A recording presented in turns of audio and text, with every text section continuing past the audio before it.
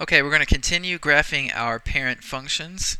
Here we have p of x for parent. P of x equals 2 to the x. Now, since the variable is in the exponent, we know that's an exponential function. Now again, we've already studied most all of these functions in this class. We're just seeing what their basic graphs look like. So notice there's no modification here. Again, a parent function can contain at most one operation. And this one just has an exponent, right? So that's your operation. So using the same x values as we did in the previous video, we have -2, -1, 0, 1, 2. 2 to the -2 power would be 1 over 2 squared, which is 1/4. 2 to the -1 is 1/2. 2 to the 0 is 1. 2 to the 1 is 2. 2 to the 2 is 4. And then if you have any fractions as your p of x values, turn them to decimals so that you can have a point that you can graph. For example, our first point is going to be -2, 0.25. And there it is right there. And then this is the rest of our other 4 points. When we connect them, it makes a curve like this, and there is an asymptote at y equals 0. So this is our parent function, y equals 2 to the x. You can have y to the 3 to the x, y to the 4 to the x. Those are actually different parent functions. I guess you could call them modifications, though, in a way. Yeah. So we'll just keep it basic at y equals 2 to the x. Alright, next up we have our logarithmic function. P of x equals log base 2 of x. Again, I'm just making the smallest number possible there for our base of our log.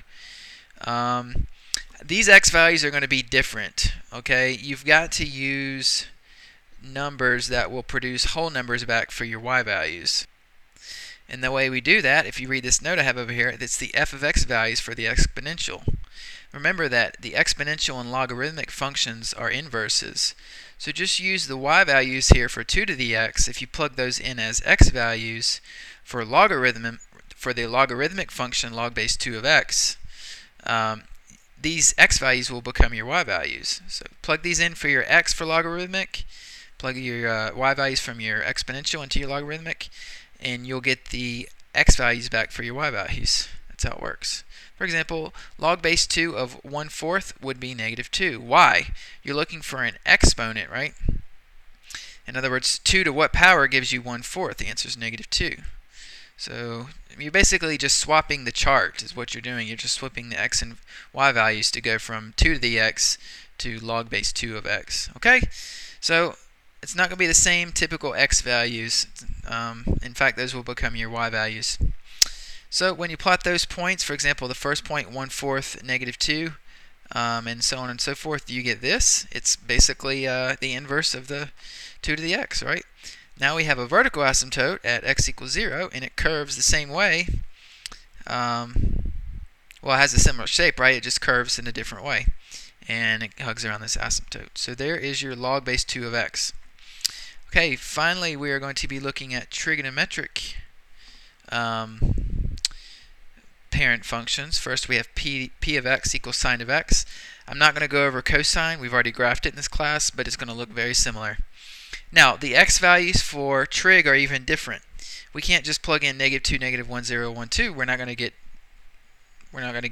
whole numbers back, right? Or we're not going to get numbers we can graph. We have to use a calculator. So we're going to start at -pi, and then we're going to go to -3 pi over 4, -pi over 2, -pi over 4, 0, and then pi over 4, pi over 2, 3 pi over 4, and pi. We've already done this in this class yet again. I'm just reiterating it and showing you how it's a basic function. I am not going to go back and look at the unit circle where we found these values. If at this point in this class I feel like you need to know these like the back of your hand. If you don't, you can feel free to ask me or go back and watch some of those videos on the unit circle or evaluating trig functions for negative radian angle measures. Okay, so we do want decimals back though, because we want to be able to put these on a graph. And negative squared, so just remember folks, the square root of 2 is approximately 1.4, right? So the negative of that over 2 would be -0.7, and we're going to use that concept of square root of 2 is approximately 1.4 to figure out the rest of our decimals. So again, here's our x values. They range from -pi to pi, and look how they increment in increment of pi over 4. Go all the way down to pi. So let's plot all these points. Our first point is going to be -pi, 0, and we're going to do all the rest of the points, and look at that. It's a very beautiful looking S-curve, kind of tilted on its side, and I've got the dotted line here indicating that this will curve on forever. It's called a wave, right? the parent function for sine is much like a wave. Alright, so let's look at a few more. Sine and cosine graphs have similar shapes. They are called waves. Okay, so next parent function we have p of x is equal to secant of x. Look, we're using the same exact x values going from negative pi to pi, increments of pi over 4. Sine of negative pi is negative 1. Sine of negative 3 pi over 4 is negative square root of 2.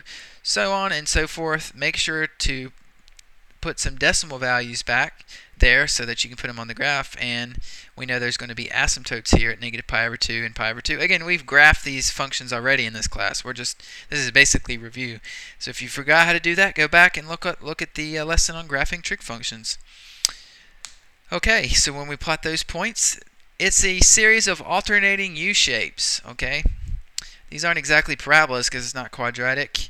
And here's our asymptotes in the middle. There's secant, and again, secant and cosecant have the same graph, so I'm not going to do cosecant as well.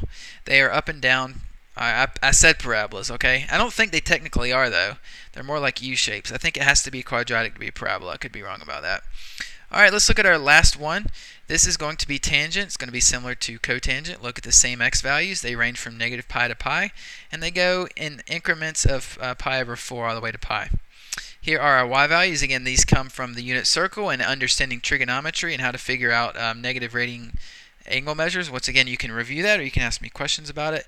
And don't forget that the square root of 2 is approximately 1.4, just in case. Although we don't actually have to use that in this case.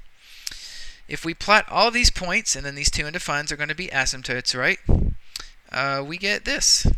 It's a series of very slender S-curves with dotted lines in the middle for the asymptotes.